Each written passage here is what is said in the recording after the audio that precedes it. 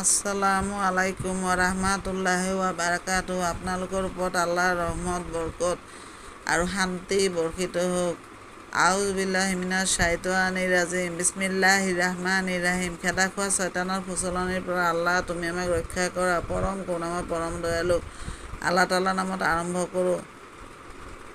আজি মই সূৰা আত-তালাক অৰ্থ তালাক বিবাহ বিচ্ছেদ এইটো সূৰা পঢ়ি শুনাব খুজিছোঁ। এইটো সূৰা 65 নম্বৰ সূৰা, মুঠ আয়াত 12, মদিনাত অৱতীৰ্ণ, মুঠ ৰুকু 2।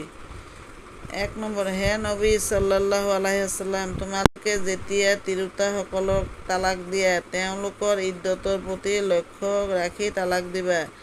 ইদ্দতৰ সময়কাল সঠিকভাৱে গণনা কৰিবা আৰু তোমালোকৰ প্ৰভু আল্লাহৰ প্ৰতি ভয় ৰাখিবা। ইদ্দতৰ সময়ছোৱাত তোমালোকে তেওঁলোকক ঘৰৰ পৰা উলিয়াই নিদিবা আৰু তেওঁলোকেও যেন নিজে ওলাই নাযায়।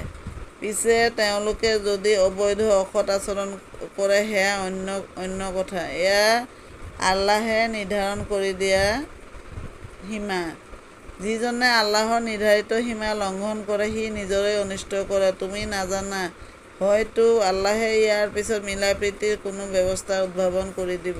2 নম্বৰ, পিছত তেওঁলোকৰ ইদ্দতৰ সময় উকলিবৰ হ'লে হয় তেওঁলোকক সৎভাৱে দাম্পত্য বান্ধোনত ৰাখিবা, নাইবা ভালভাৱে তেওঁলোকৰ লগত দাম্পত্য সম্পৰ্ক ছেদ কৰিবা আৰু তোমালোকৰ মাজৰ দুজন ন্যায়পৰায়ণ মানুহক সাক্ষী ৰাখিবা। হে সাক্ষীদ্বয়, তোমালোকে আল্লাহৰ উদ্দেশ্যে সঠিকভাৱে সাক্ষ্য দিবা। আল্লাহ আৰু পৰকালৰ প্ৰতি বিশ্বাস স্থাপন কৰা তোমালোকৰ প্ৰতিজন ব্যক্তিক এই উপদেশ দিয়া হৈছে। যি মানুহে আল্লাহক ভয় কৰি কাম কৰে, আল্লাহে তেওঁক সংকটৰ পৰা ওলাই আহিবলৈ কোনো পথ উলিয়াই দিব।